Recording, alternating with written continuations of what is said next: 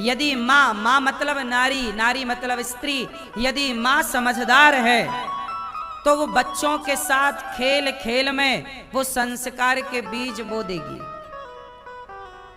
आजकल गलती कहां हो गई कि माँ समझदार नहीं, इसलिए बच्चे समझदार नहीं बने।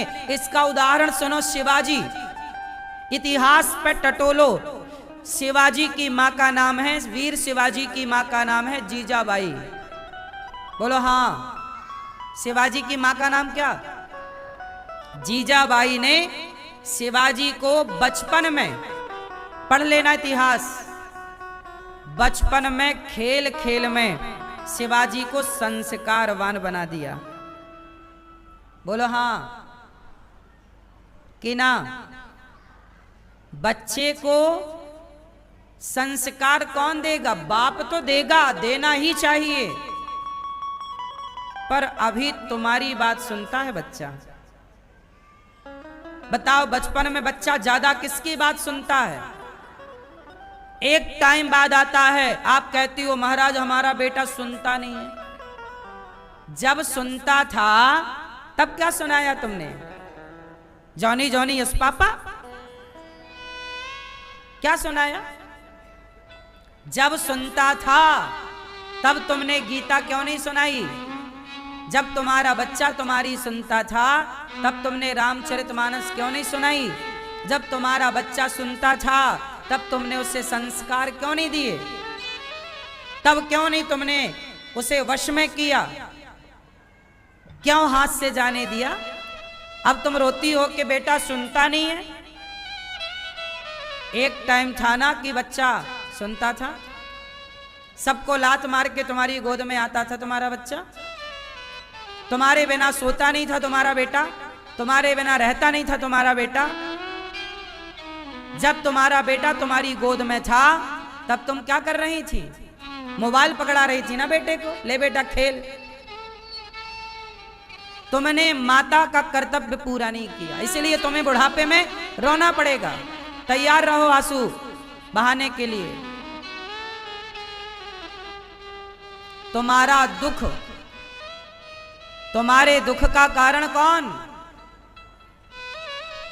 तुम्हारा बेटा तुम्हारी सुनता है, छोटा है, 5 साल का है, तुम्हारी सुन रहा है। नहीं सुनता 2 थप्पड़ मारो, सुनवाओ। जैसे माने वैसे मनवाओ, लड्डू से माने लड्डू से, थप्पड़ से मारे थप्पड़ से मनवाओ और सही रास्ते पर लाओ। तुम्हारा बेटा गलत लोगों के बीच में बैठने लग गया, क्यों नहीं रोका? शराबियों की संगति करने लग गया, क्यों नहीं रोका? गंजेड़ियों की संगति, तुम्हारी बेटी तुम्हारा बेटा मोबाइल पे बात कर रहा है, क्यों नहीं तुमने जानने की कोशिश की कि किससे बात कर रहा है या कर रही है? दिन भर मोबाइल चलाती है या चलाता है, तुमने क्यों नहीं मोबाइल की गैलरी चेक की, किससे बात कर रही है? व्हाट्सएप चेक किया, गूगल चेक किया, जो भी उसका इंस्टाग्राम और फेसबुक जो भी है, चेक क्यों नहीं किया? बच्चों के मोबाइल को चेक करना सीखिए, बच्चों की पैंट की जेब में हाथ डालना सीखिए। क्या है बच्चों के जेब में? क्या है बच्चों के बैग में?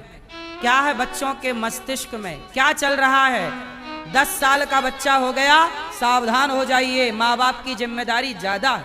बच्चा 10 साल का हो गया, 12 साल का हो गया और जिम्मेदार हो जाइए, 15 साल का हो गया और जिम्मेदार हो जाइए।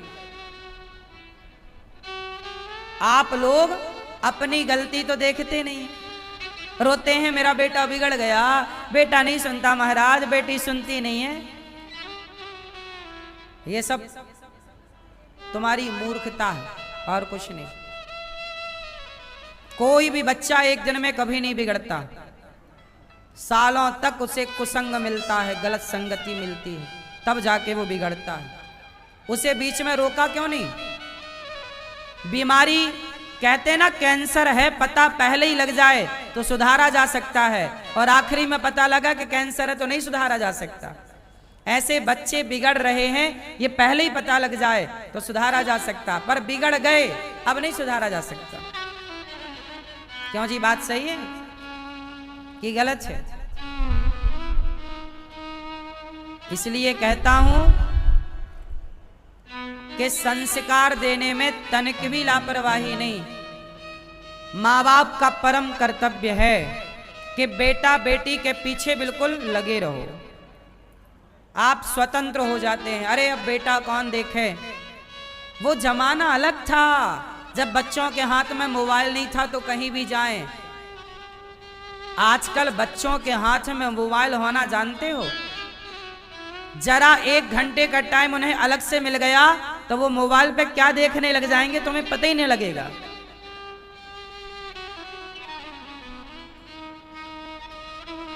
है ना, तनिक मौका मिल जाए, उन्हें पता ही नहीं है कि उनके लिए क्या सही है क्या गलत है। आपने तो बस मोबाइल पकड़ा दिया। मोबाइल सबसे बड़ा कुसंग है, सबसे बड़ा सत्संग भी मोबाइल है, यदि उसे सही तरीके से यूज करना आ गया तो।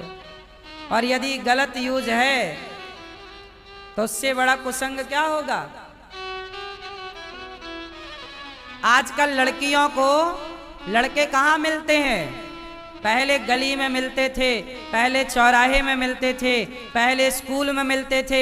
आजकल लड़कियों को लड़के इंस्टाग्राम में मिलते हैं, आजकल लड़कियों को लड़के फेसबुक में मिलते हैं और वहीं से उनका ईलू ईलू चालू हो जाता है।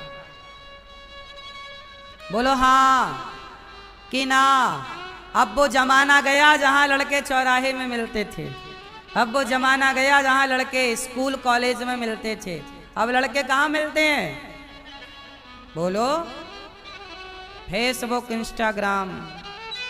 ये मेरी माँ तुम्हारी समझ में नहीं आएगा अभी।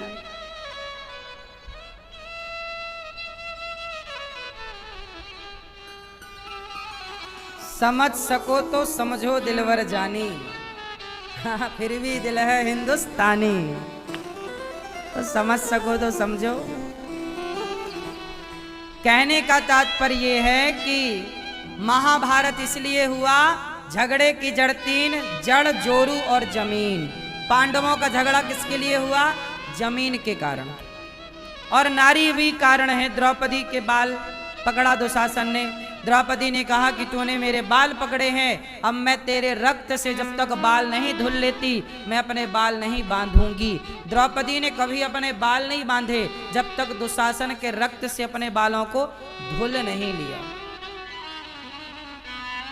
सोचिए, किसी के बाल पकड़ना भी इतना बड़ा पाप हो सकता है, किसी के कपड़े पकड़ना भी इतना बड़ा पाप हो सकता है, किसी की पत्नी को ऐसी दृष्टि से देखना भी पाप हो सकता है। ये महाभारत सिखाता है। महाभारत हो गया, 5 पांडव जीत गए और 100 कौरव हार गए। अच्छा बताओ, कौरवों का हारना जरूरी था या नहीं? महाभारत क्यों हुआ? पांडवों की जमीन ले ली कौरवों ने। इसलिए आपसे कहता हूं, किसी की जमीन जायदाद मत लेना। जो आपका है उसे अपने पास रखो, जो आपका नहीं है उसे अपने पास ना रखो। 1 इंच किसी की जमीन आपकी तरफ आ जाए तो वापस कर दो, मत लेना। जो मेरा है वो मैं रखूंगा, आपका मैं नहीं रखूंगा। जमीन जायदाद, पांडवों की जमीन ले ली। भगवान ने शांति दूत बनकर के कहा कि भैया पांडवों को 5 गांव दे दो। पांडवों को कितना दे दो, बोलो? 5 गांव। क्या बोला दुर्योधन ने? 5 गांव मैं सुई की नोक बराबर नहीं दूंगा। किसने बोला? मैं सुई की नोक बराबर। भगवान ने कहा कि यदि तुम नहीं दोगे ना दुर्योधन तो महाभारत होगा, तुम्हारा नाश हो जाएगा। दुर्योधन बोला लड़ लो। बड़ी गर्मी थी दुर्योधन को, बड़ी अकड़ थी पैसे की, पावर की। आदमी पैसा पाके अंधा हो जाता है, उसे लगता है कि हम ही भगवान हैं, हमसे बड़ा कोई भगवान। अंधा हो गया दुर्योधन, अंधे का बेटा था। तो अंधे का बेटा अंधा तो नहीं था, लेकिन अभिमान ने उसे अंधा कर दिया। जब नाश मनुज पर छाता है, पहले विवेक मर जाता है। दुर्योधन ने सुई की नोक बराबर जमीन देने से मना कर दिया। फिर क्या हुआ? महाभारत हुआ। महाभारत में क्या हुआ? दोनों पक्षों में लड़ाई हुई और 100 कौरव मारे गए, सारे मारे गए। धृतराष्ट्र रो रहे हैं, मेरे बेटे मारे गए, बेटे मारे गए। धर्मराज युधिष्ठिर राजा बने। तब क्या हुआ? धृतराष्ट्र को रोटियां परोसी गई। भीम भैया ऐसे रोटी फेंक फेंक के देते हैं, बुढ़ा ये ले खा। भीम भैया धृतराष्ट्र को रोटियां ऐसे फेंक के देते हैं। ए बुढ़ा, एक रोटी यहां पड़ी, एक रोटी इस तरफ। फिर धृतराष्ट्र अंधे तो थे ही, रोटी ढूंढते, कहाँ कहाँ, ये अच्छा ये मिल गई रोटी, एक और कहाँ, भीम यहाँ, अच्छा ये मिल गई। ऐसे रोटी खाते। अच्छा बताओ, भीम भैया रोटी ऐसे फेंक के दे, ए बुढ़ा लो रोटी लो लो लो। जब पास में आते तो दूर फेंक देते भीम भैया। फिर ऐसे जाते धृतराष्ट्र और रोटी उठाते। फिर कहीं साग की कटोरी होती तो साग की कटोरी अलग रखते, ये मिल गई। ऐसे करते। अब मैं आप लोगों से सवाल कर रहा हूं कि बताओ, भीम का व्यवहार इस तरह से धृतराष्ट्र के प्रति सही है कि गलत है? बोलो, गलत है? बोलो। ये भैया बताएंगे चश्मा वाले, भीम भैया का व्यवहार धृतराष्ट्र के प्रति सही है कि गलत है? जोर से। गलत है। आप बताओ, बोलो बोलो, सही कि गलत? सही। क्या है? गलत है ना? आप बताओ। गलत है। आपको बहुत दया आ रही है ना धृतराष्ट्र पर, है ना? बहुत दयावान है आप लोग। क्यों? ये वही धृतराष्ट्र है जिसके सामने भरी सभा में द्रौपदी के कपड़े उतारे जा रहे थे, चिल्ला रही थी बचाओ बचाओ। ये सुने धृतराष्ट्र ने? तब बहरे थे क्या? तब पुकार रही थी ना। और ये राजा थे, क्या राजा का धर्म नहीं था कि वो न्याय करता अपनी प्रजा के साथ? तुम्हारे सामने कोई लड़की को निर्वस्त्र किया जा रहा हो और वो पुकार रही हो, तो क्या उसे बचाना नहीं चाहिए? और निर्वस्त्र करने वाला कौन था? धृतराष्ट्र का बेटा। क्या नहीं बचाना था? क्या इन्हें दया आई द्रौपदी पर? जब इन्हें दया नहीं आई तो ये भी दया के लायक है नहीं, ये इसी के योग्य है। जो दया का पात्र हो उस पर दया करो, जो दया का पात्र ना हो उस पर दया ना करना, वरना तुम्हारा नुकसान हो जाएगा। हिंदू हो, जरूरत से ज्यादा दया ना कर लेना। पृथ्वीराज चौहान ने दया करके मोहम्मद गौरी को छोड़ा, एक बार उसने पकड़ा तो एक बार भी नहीं छोड़ा। इतनी दया मत कर लेना। पृथ्वीराज चौहान ने दया की तो उनकी आंखें फोड़ दी मोहम्मद गौरी ने, और उनकी पत्नी को जिंदा जलना पड़ा था, संयोक्ता को जौहर करना पड़ा था। इतनी भी दया ना कर लेना कि तुम्हारी बहन बेटियों को जिंदा जलना पड़े। विषय की गंभीरता को ध्यान में रख के निर्णय दिया करो और लिया करो। भावनाओं में बह के नहीं। भावनाएं काम नहीं करती। बोलो हाँ। जब युद्ध होता है तब भावनाएं काम नहीं करती। अभी पाकिस्तान से युद्ध हुआ तो भावनाएं काम नहीं कर रही थी, गोला बारूद काम कर रहा था। बोलो हाँ। जैसे को तैसा। माफ करेंगे तो तुम्हारे घर में घुस के सिंदूर उजाड़ेंगे, तो ऑपरेशन सिंदूर जरूरी था। दया जरूरी नहीं है, हर बार दया जरूरी नहीं है। क्यों? इसलिए धृतराष्ट्र इसी के लायक है। इन्होंने कौन सा भला किया बताओ? ये वही धृतराष्ट्र हैं जिन्होंने पांडवों को लाक्षागृह में बंद करके आग लगवाई, जिंदा जिंदा जलवाना चाहा था इन्होंने, तब इनके अंदर दया नहीं थी। दूसरों के बेटे को जिंदा जलाना चाहते थे, दूसरों की बहन बेटियों के कपड़े उतारना चाहते थे, भीम को जहर दे के पानी में फेंका था। यही धृतराष्ट्र तो थे ना, तब दया नहीं आई भीम पर। ये वही धृतराष्ट्र हैं जिन्होंने शांति के प्रस्ताव को स्वीकार नहीं किया। भगवान शांति का प्रस्ताव लाए थे, उस समय राजा कौन था? धृतराष्ट्र। क्या भगवान की बात नहीं माननी थी? क्यों नहीं माने? क्यों नहीं दिया पांडवों को 5 गांव? पांडवों का भी हड़प लूं, अपना भी आ जाए। धन्ना सेठी, धन्ना सेठ बनना है बनो। जरूरत से ज्यादा लोभ व्यक्ति का नाश करता है। धृतराष्ट्र को क्या गया था? लोभ, पुत्र का मोह। तुम्हारा बेटा है तो कुछ भी करेगा। फिर इसलिए ये ऐसे ही कुत्तों की तरह टुकड़े खाने के लायक है। ये कथा ये सिखाती है कि किस पर दया करें और किस पर दया।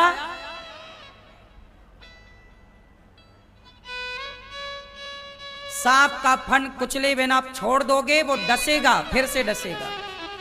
इसलिए जहर के दांत तोड़ना जरूरी है।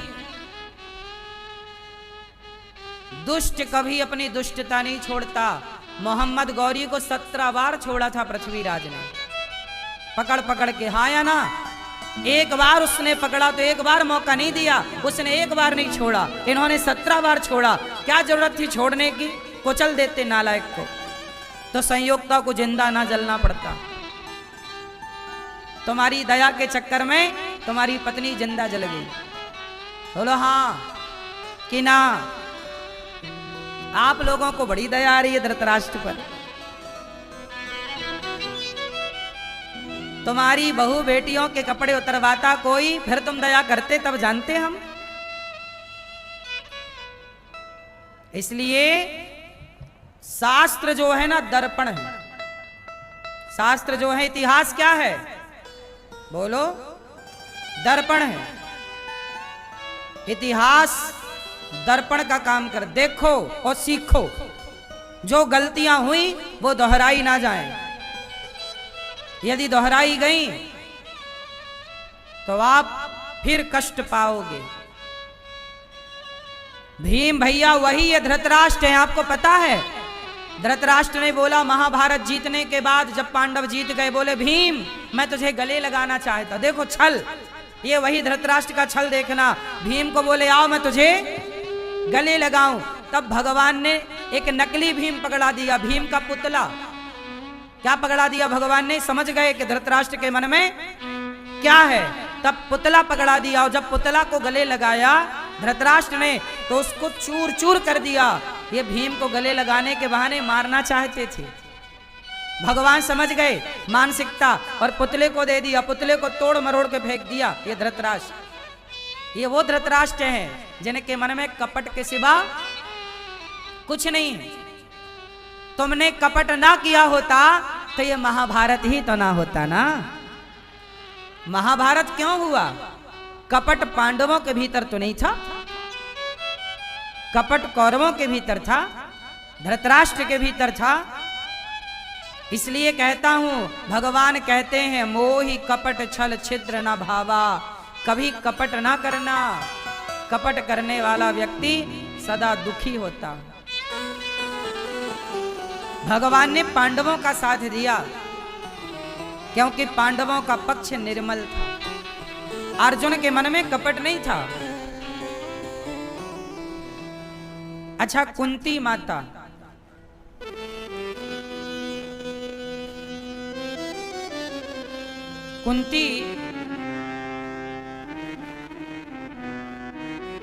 कुंती माता सोचिए अपने बच्चों को भीख मांग मांग के खवाती, जबकि इनके जेठ राजा हैं। आपको पता है हस्तिनापुर के राजा पांडु थे, कुंती के पति। फिर क्या हुआ? पांडु मर गए। तो भाई न्याय क्या कहता है? कि पांडु राजा हैं तो राजा का बेटा ना राजा बनेगा। तो धर्मराज युधिष्ठिर राजा बनने के अधिकारी थे, पर गद्दी खाली थी। उस समय पांडव छोटे थे, तो धृतराष्ट्र जाके बैठ गए, और धृतराष्ट्र बैठे तो सत्ता पर कब्जा कर लिया। जबकि दुर्योधन छोटा है, धर्मराज युधिष्ठिर बड़े हैं, और न्याय ये है कि बड़ा बेटा राजा होगा। तो धर्मराज युधिष्ठिर राजा बनने के लायक थे, तो क्यों नहीं बनाया? ये जुआ खेलने का किसका प्लान था? हाँ? धृतराष्ट्र ने ही जुआशाला बनवाई। धृतराष्ट्र ने ही पांडवों को चिट्ठी लिखी कि आओ जुआ खेलो।